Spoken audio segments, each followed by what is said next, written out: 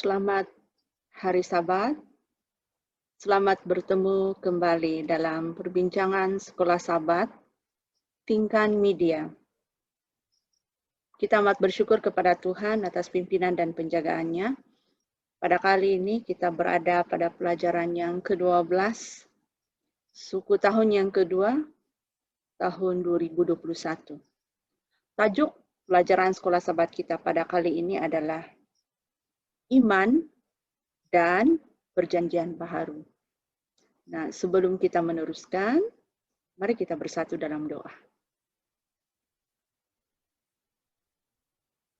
Bapa kami dalam kerajaan surga, terima kasih karena kebaikan-Mu. Terima kasih karena sementara kami mempelajari pelajaran Sekolah Sabat ini, Roh Kudus-Mu menyertai kami sehingga kami memahami apa yang kami pelajari. Terima kasih Tuhan karena Engkau hadir bersama dengan kami. Dalam nama Yesus kami berdoa. Amin.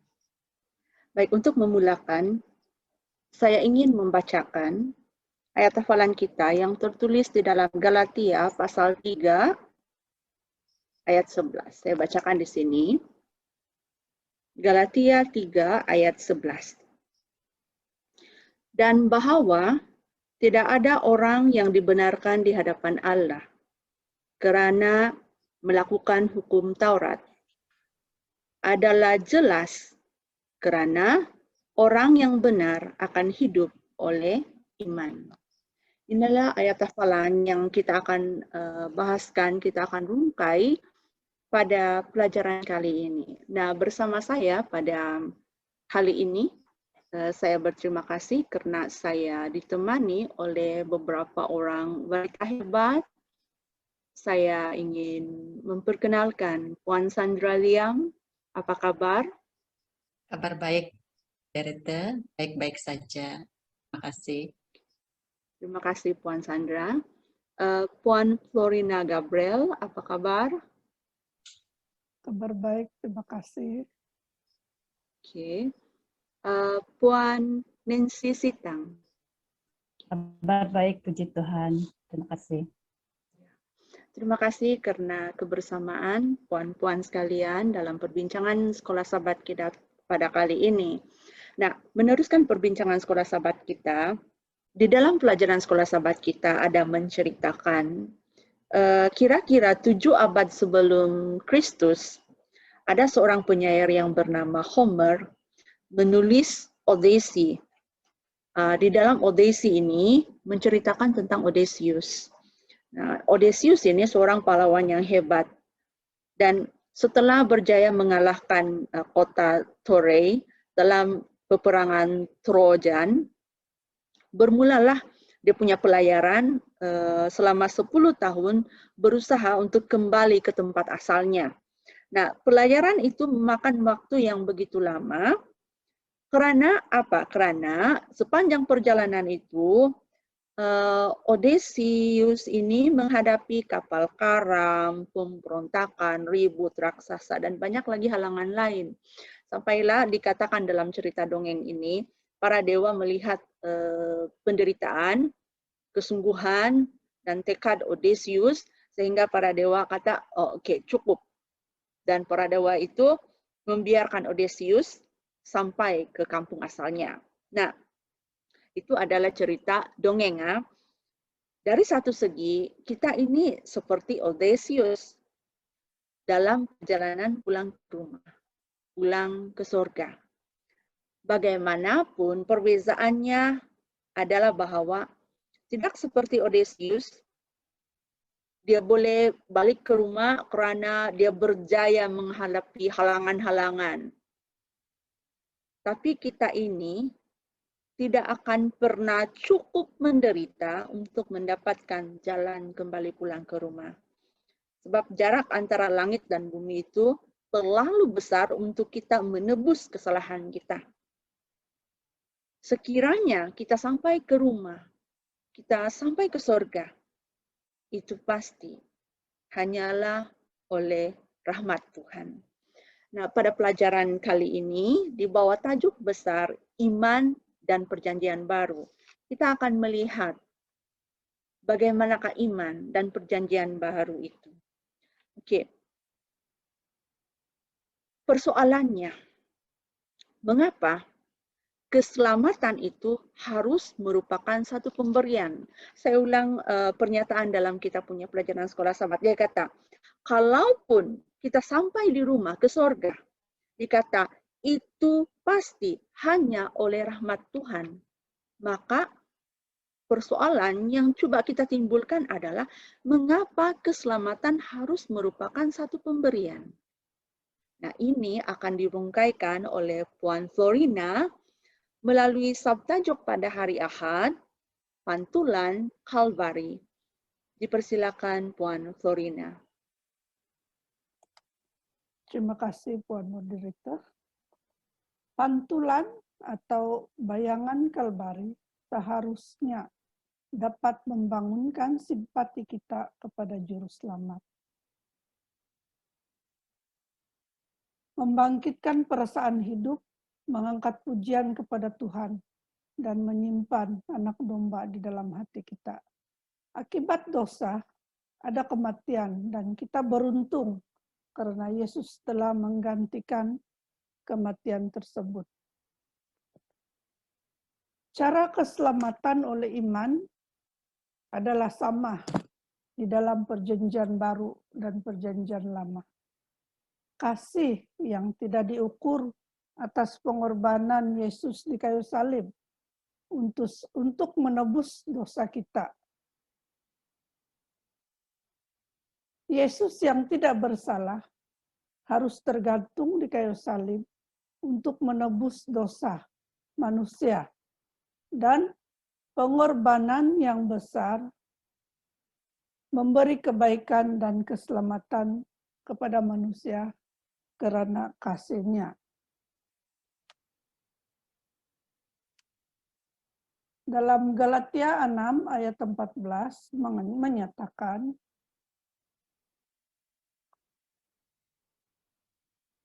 tetapi aku sekali-sekali tidak mau bermegah selain dalam salib Tuhan kita Yesus Kristus.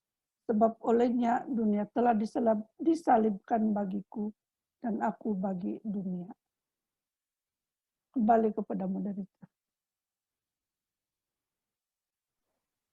Terima kasih Puan Florina. Ya. Mengapa hanya seorang yang setara dengan Tuhan yang dapat menyelamatkan jiwa kita? Puan Sandra? Iya. Sebelum kita masuk kepada pelajaran hari Isnin, di sini suka saya ingin memberikan satu ilustrasi yang terdapat dalam pelajaran sekolah sahabat kita pada kali ini. Bayangkan ada seorang anak yang melemparkan belot yang dipenuhi dengan dakwat ke atas sebuah lukisan Rembrandt di sebuah museum dan merosakkannya. Lukisan itu berjuta-juta nilainya. Sekalipun ibu bapa anak itu menjual segala harta yang dimilikinya, namun belum tentu dapat membayar harga lukisan tersebut. Tetapi saya pasti jika pemilik lukisan itu sendiri yang memberikan jaminan ke atas kesalahan anak itu, maka anak dan ibu bapaknya akan mendapat kebebasan dari membayarnya. Nah, demikianlah halnya dengan kita yang berdosa. Dosa tidak mampu dibayar oleh manusia ciptaan Tuhan dengan usaha sendiri. Hanya Yesus dan tiada sesiapa lagi yang layak menebusnya. Karena Yesus adalah setara dengan Allah. Bahkan Dia adalah Tuhan pencipta langit, bumi, dan segala isinya, termasuk manusia. Yesus juga sanggup turun ke dunia dan menjelma menjadi manusia. Hidup di antara manusia, bahkan memahami kehidupan manusia yang berdosa. Justru hanya darah yang hidupnya kekal seperti Yesus yang dapat membayar hutang dosa secara total. Nah, dalam 1 Petrus pasal 1 ayat 18 dan 19 menyatakan, sebab kamu tahu bahwa kamu telah ditebus dari cara hidupmu yang sia-sia, yang kamu warisi dari nenek moyangmu itu, bukan dengan barang yang fana, bukan pula dengan perak atau emas, melainkan dengan darah yang mahal, yaitu darah Kristus yang sama seperti darah anak domba yang tak bernoda dan tak bercacat. Berdasarkan ayat-ayat ini, jelas sekali bahwa Rasul Petrus sedang berbicara mengenai kematian Yesus di kayu salib untuk melakukan penebusan kepada manusia yang berdosa seperti saya dan kamu. Dalam amalan kuno Israel, seseorang hamba hanya akan dibebaskan dari perhambaannya setelah harga atau hutang lunas dibayar. Nah, biasanya pada zaman itu ia akan dibayar oleh saudaranya. Namun, maksud sebenar daripada ditebus dengan harga yang mahal dalam ayat ini merujuk kepada Yesus Kristus yang telah menebus manusia dari perhambaan dosa dengan harga yang tidak ternilai harganya, yaitu dengan darahnya sendiri dan dengan sukarela menjadi pengganti di Kalvari. Pelajaran sekolah Sabat kita dengan jelas menyatakan bahwa peristiwa ini adalah dasar atau asas perjanjian yang Tuhan telah buat dengan manusia. Tanpa tertumpahnya darah Yesus, maka perjanjian itu akan terbatal sama sekali.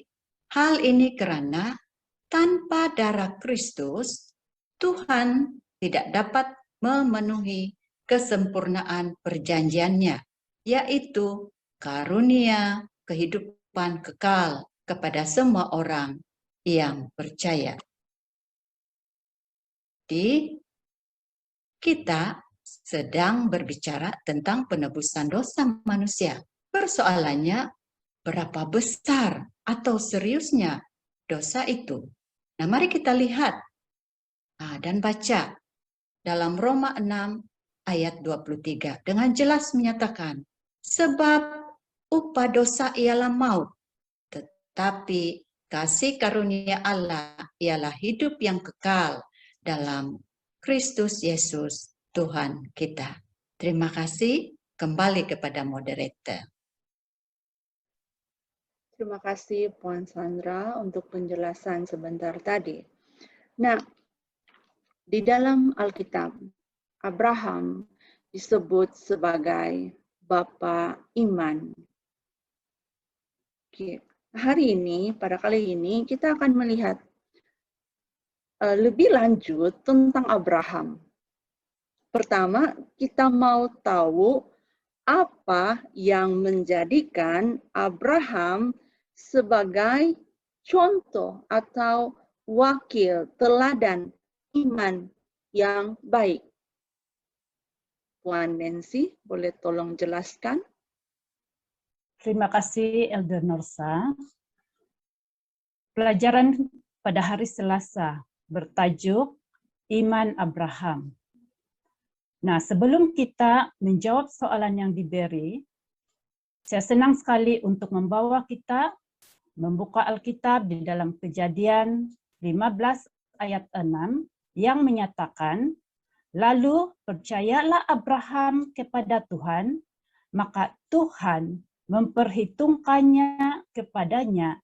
Betapa mengagumkan pernyataan dalam kitab Perjanjian Lama yang merupakan ungkapan dasar janji perjanjian keselamatan melalui abad dicatat dalam Alkitab sebelum Paulus menulisnya dalam kitab Roma. Dan ini adalah dalam cara yang ayat ini juga membantu kita memahami betapa besarnya iman yang dimiliki oleh Abraham. Abraham mempercayai janji Tuhan. Abraham percaya bahwa Tuhan itu ada, tetapi Abraham juga percaya kepada janji-janji Tuhan. Walaupun janji-janji yang kelihatannya percayai janji Tuhan untuk memiliki seorang anak lelaki dalam usia yang sudah lanjut dan seterusnya menjadi suatu bangsa yang hebat. Mari kita lihat bagaimana jenis iman Abraham ini. Abraham menyadari kelemahan dia sendiri. Dan Abraham juga menyerahkan diri sepenuhnya kepada Tuhan. Iman Abraham adalah iman yang menghasilkan ketaatan. Inilah iman Abraham yang dianggap sebagai kebenaran kepadanya. Saudara dan saudari, jelas sekali mengapa wakil iman yang baik memperlihatkan kehidupan yang iman dan ketaatannya kepada Tuhan. Namun, itu bukanlah yang sempurna. Kadang-kadang Abraham juga menunjukkan kelemahan dan pelanggarannya. Namun, titik yang paling penting adalah kebenaran yang menyelamatkan kita adalah kebenaran yang diberikan kepada kita. Ini berarti bahwa kita dibenarkan berada di sisi Tuhan walaupun ada kesalahan kita. Manusia dibenarkan atau dijadikan benar bukan kerananya kepada Tuhan, kepada Abraham, dan bukan kepada semua orang yang datang kepadanya, seperti Abraham. Terima kasih, kembali kepada moderator. Terima kasih Puan Nancy untuk penjelasan sebentar tadi. Sesungguhnya iman Abraham adalah iman yang menghasilkan ketaatan. Nah, apa artinya? Bahwa kebenaran itu diperhitungkan atau dikreditkan kepada kita. Seperti yang Puan Nancy sudah jelaskan tadi dalam Kejadian 15 ayat 6. Lalu percayalah Abraham kepada Tuhan, maka Tuhan memperhitungkan hal itu kepadanya sebagai kebenaran. Nah, ini akan diterangkan lebih lanjut oleh Puan Florina. Dipersilakan Puan Florina. Terima kasih sekali lagi kepada Puan Moderator. Melalui Kejadian 15 ayat 6, kita dapat melihat bahwa berbagai terjemahan telah menyebutkan istilah yang dihitung, yaitu dalam Ibrani berarti hasab, atau diperhitungkan, atau dikreditkan, atau dipertanggungjawabkan. Istilah yang sama digunakan dalam ayat lain dalam kitab-kitab Musa. Seseorang atau benda itu diperhitungkan atau dianggap sebagai sesuatu yang orang itu atau benda itu tidak seperti yang demikian. Contohnya, dalam Kejadian 31 ayat 15, Rahel dan Leah menegaskan bahwa ayah mereka memperhitungkan atau menganggap atau menghitung mereka sebagai orang asing, walaupun mereka sebenarnya adalah anak perempuannya. Dalam Bilangan 18 ayat 27 hingga 30 menyatakan bahwa persepuluhan orang Lewi itu diperhitungkan, dianggap atau dihitung seolah-olah itu adalah jagung dari pengerikan, walaupun sebenarnya itu bukan jagung. Melalui versi King James menggunakan perkataan diperhitungkan untuk menerjemahkan hasab. Sekiranya korban tertentu, yaitu persembahan perdamaian, tidak dimakan pada hari ketiga, nilainya akan hilang dan tidak akan diperhitungkan bagi manfaat si pemberi persembahan. Berbicara tentang situasi di mana pengorbanan diperhitungkan bagi orang berdosa yang kemudian berdiri di hadapan Tuhan dalam kebenaran. Tuhan menganggap orang yang berdosa itu benar, walaupun individu itu sebenarnya tidak benar. Artinya, kita dianggap benar, walaupun sebenarnya tidak. Sehingga kita dapat masuk surga. Kita dianggap benar karena kebenaran Kristus diperhitungkan kepada kita. Kebenaran ini menghasilkan pengudusan, yaitu kasih, penurutan, dan pengembangan karakter. Tidak peduli seberapa suci kita, oleh iman kita adalah orang benar di hadapan Allah. Terima kasih, kembali kepada moderator. Melalui iman, kita dianggap benar di sisi Tuhan. Terima kasih Puan Florina untuk penjelasan sebentar tadi. Nah, persoalan selanjutnya adalah bagaimana kita dapat membuat janji dan harapan yang terdapat di salib sebagai milik kita. Puan Sandra, silakan. Terima kasih, moderator. Mari kita lihat pelajaran pada hari habis ini. Bagaimana pelajaran ini menuntut setiap orang untuk bersandar kepada janji-janji Tuhan dalam tema besar pelajaran sekolah sahabat kita, yaitu perjanjian. Nah, saya suka menceritakan di sini ringkasan ilustrasi dalam pelajaran Hamis ini. Dikatakan seorang Kardinal Bellarmine yang terkenal, seorang pembela Katolik yang hebat. Sepanjang hidupnya, dia melawan perkabaran tentang kebenaran hanya melalui iman sahaja. Ringkas cerita, ketika dia terbaring dan hampir mati, dibawakan kepadanya salib dan jasa-jasa orang kudus untuk menuntut jaminan keselamatan sebelum dia menghembuskan nafas terakhirnya. Namun, Bellarmine berkata, "Saya tidak mahu itu semuanya. Saya rasa lebih selamat untuk mempercayai jasa Kristus." Nah, ramai orang yang apabila berada di ambang kematian, menyorot ke belakang dan menyadari kesia-siaan, bersandar kepada usaha sendiri semata-mata untuk mendapat keselamatan. Dan mereka menyadari hanya kebenaran Yesus yang diperlukan untuk mendapatkan keselamatan. Tidak perlu kita menunggu saat-saat kematian kita tiba, tetapi jaminan keselamatan dalam Yesus telah tersedia buat kita semua. Hanya memerlukan kita untuk bersandar kepada janji-janji Tuhan yang menyelamatkan itu pada bila-bila masa dalam kehidupan kita. Mari kita bersandar pada janji-janji itu, saudara-saudari, sebagai cara kita mengembangkan, memelihara, dan memperkuatkan hubungan dalam perjanjian kita dengan Tuhan. Oke.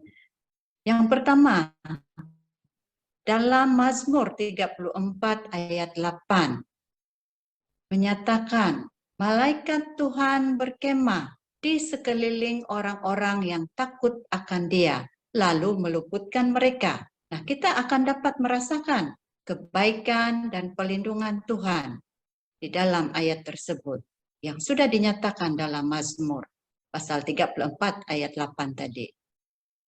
Kita juga diberikan kelepasan dari beban berat sebagaimana ajakan Yesus dalam Matius 11 ayat 30 yang menyatakan, sebab kuk yang kupasang itu enak dan bebanku pun ringan. Kita diberikan keyakinan bahwa dengan iman kepada Yesus, maka kita akan dibenarkan. Karena dalam Roma pasal 5 ayat 1 menyatakan demikian. Nah, mari kita belajar dari pengalaman Yesus. Kosongkan diri, merendahkan diri, dan bertahan sampai kepada kematian. Dalam Filipi pasal 2 ayat 7 hingga 8. Alkitab dipenuhi dengan janji-janji yang indah yang boleh menuntun kepada kekuatan iman dan seterusnya memperolehi keselamatan kekal.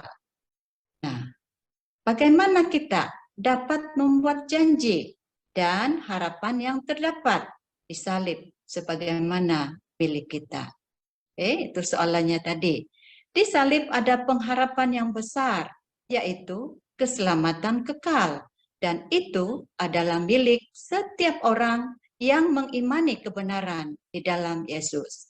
Bagi saya, berpegang dan melakukan kepada janji-janji Tuhan, memperbaharui janji kita melalui pertobatan dan meletakkan iman sepenuhnya kepada Yesus, bahwa kita diselamatkan hanya oleh kasih karunia-Nya.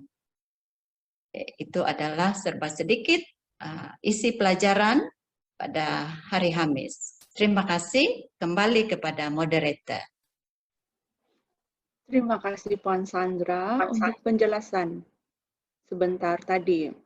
Tidak ada cara lain, tidak ada yang dapat kita buat supaya janji dan harapan yang terdapat di salib itu kita boleh miliki. Selain daripada kita bersandar pada janji-janji yang Tuhan telah berikan. Memiliki iman seperti iman Abraham, yaitu iman yang menghasilkan ketaatan. Kita hampir ke penghujung perbincangan sekolah sahabat kita pada pagi ini. Saya persilakan Puan Nancy untuk memberikan kesimpulan pelajaran kita pada kali ini. Dipersilakan Puan Nancy. Terima kasih. Sebagai kesimpulan pelajaran sekolah sahabat kita pada Sabat ini, saya ingin membacakan tulisan Ellen G. White dalam buku God Amazing Grace yang berbunyi, kebenaran adalah ketaatan kepada hukum. Hukum menuntut kebenaran dan kita sebagai orang yang berdosa berhutang kepada hukum. Tetapi kita tidak mampu memberikannya. Satu-satunya cara yang benar adalah melalui iman. Melalui iman, orang berdosa dapat membawa jasa Kristus kepada Tuhan dan Tuhan menerima ketaatan anak-Nya untuk menanggung orang yang berdosa. Kebenaran Kristus diterima sebagai ganti kegagalan manusia dan Tuhan menerima, mengampuni dan membenarkan jiwa yang bertaubat. Percaya serta memperlakukan seolah-olah kita benar dan mengasihi kita sebagaimana Tuhan.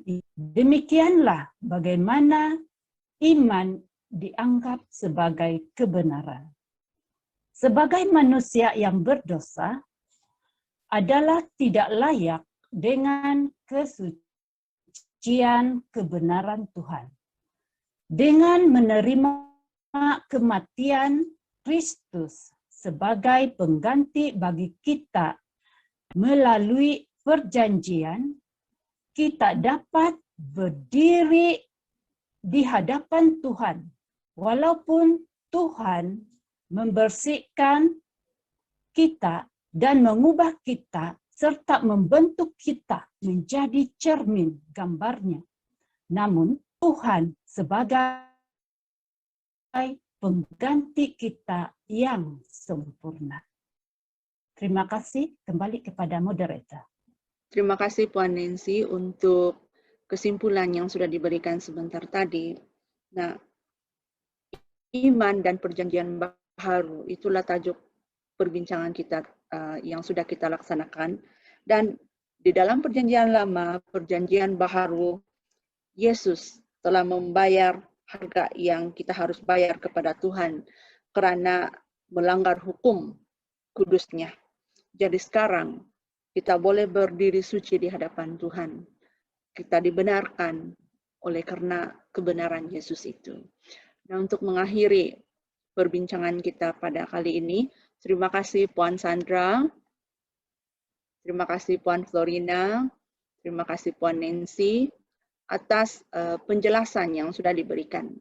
Kita akan akhiri perbincangan sekolah sahabat kita pada kali ini dengan doa. Mari kita berdoa. Bapa di surga, terima kasih karena kebaikan-Mu.